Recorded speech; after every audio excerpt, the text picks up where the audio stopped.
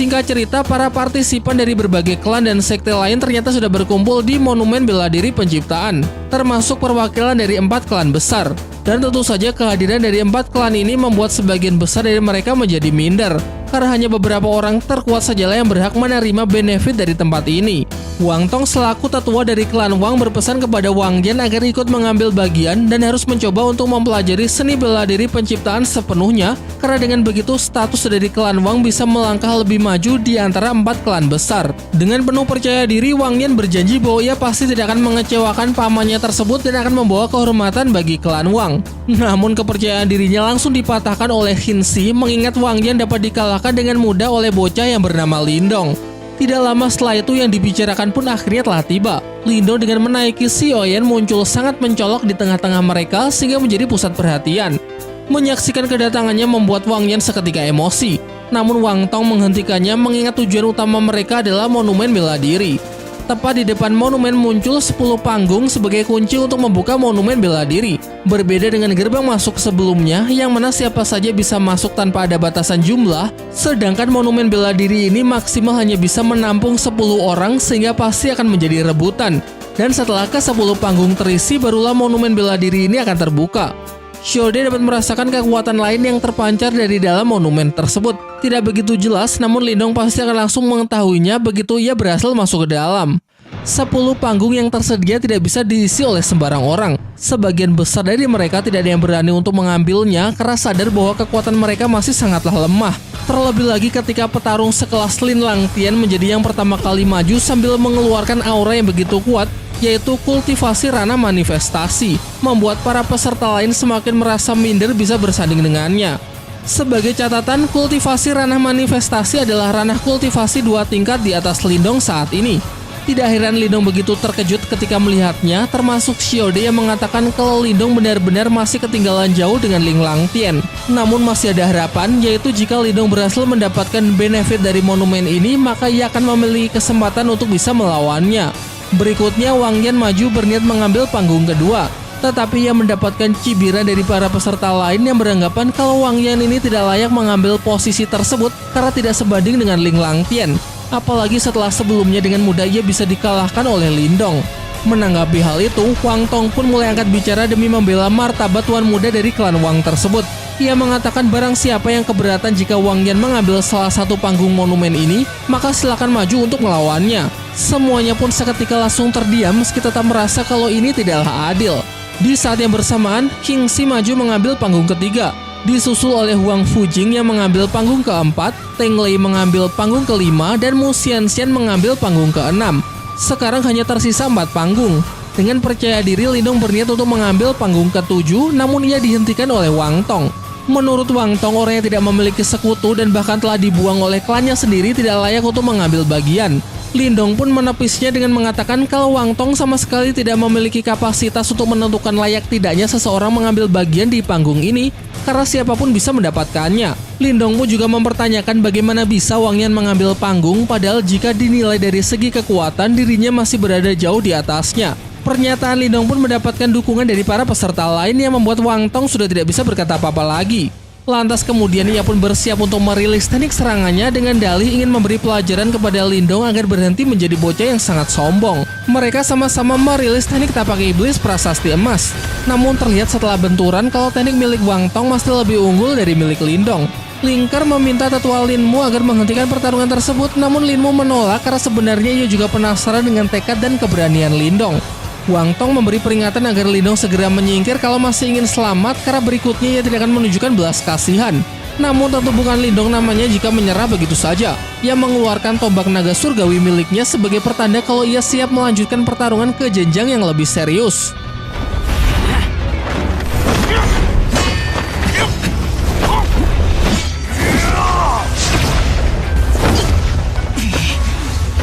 Sadar bahwa ia tidak akan bisa mengalahkan Wang Tong dengan kekuatan setengah-setengah, Lindong pun merilis teknik transformasi kera naga iblis dikombinasikan dengan teknik tubuh halilintar perunggu, mulai terlihat cukup bisa mengimbangi Wang Tong bahkan sesekali mendesaknya.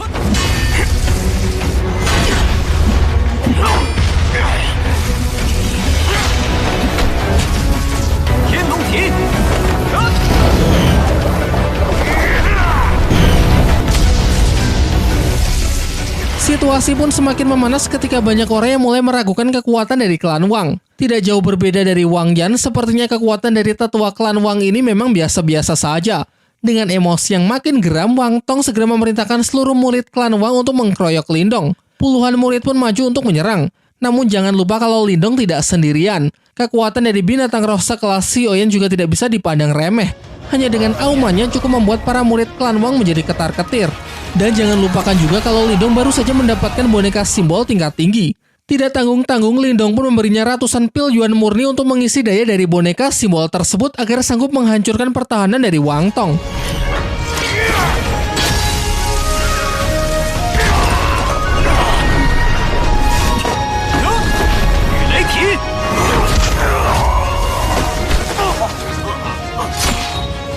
Nah, kalau sudah begini tidak akan ada lagi yang berani untuk meragukan kelayakan dari Lindong. Ia pun segera maju untuk mengambil panggungnya tepat berada di samping Mu Xianxian. Wang Yan sempat meremehkan Lindong karena menang hanya berkat boneka simbol. Namun Lindong langsung membungkamnya dengan mengatakan kalau ia bisa memukul bokong Wang Yan sampai terpental bahkan hanya dengan tangan kosong. Singkat cerita, setelah ke-10 panggung sudah terisi, sebuah cahaya keemasan meluap dari dalam monumen sebagai pertanda kalau monumen seni bela diri penciptaan telah terbuka. Ke-10 peserta pun mulai berkultivasi untuk menerima anugerah dari monumen kuno tersebut. Kita fokus kepada Lindong. Cahaya keemasan membawa kesadarannya ke sebuah dimensi lain yang nampak seperti alam bawah laut dengan pohon besar yang menghiasinya.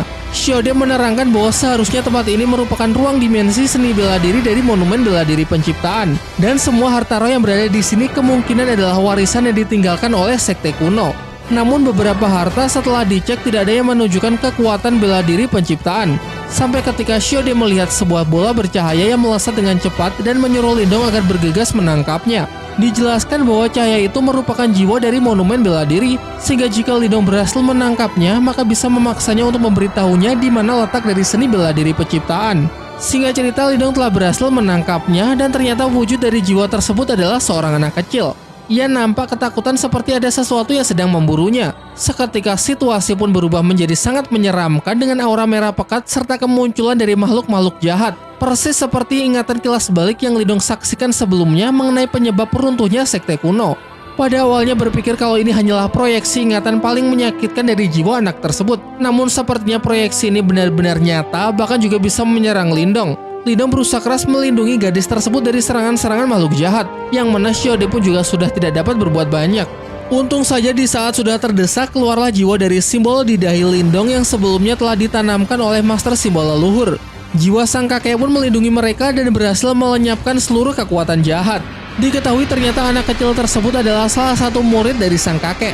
Kemudian sang kakek menjelaskan bahwa Lindong adalah pewarisnya sehingga ia memerintahkan muridnya tersebut agar segera bergegas untuk memandu Lindong. Sedangkan dirinya akan kembali masuk ke dalam simbol milik Lindong. Lalu si gadis kecil membawa mereka berteleport menuju sebuah ruangan misterius yang ia sebut sebagai aula monumen seni bela diri. Begitu banyak harta roh berbentuk pilar cahaya peninggalan sekte kuno yang bisa dipelajari, cukup membuat Lindong kebingungan harus memilih yang mana. Sampai si gadis kecil mengarahkannya untuk mempelajari harta roh terkuat yang pantas didapatkan oleh pewaris dari gurunya.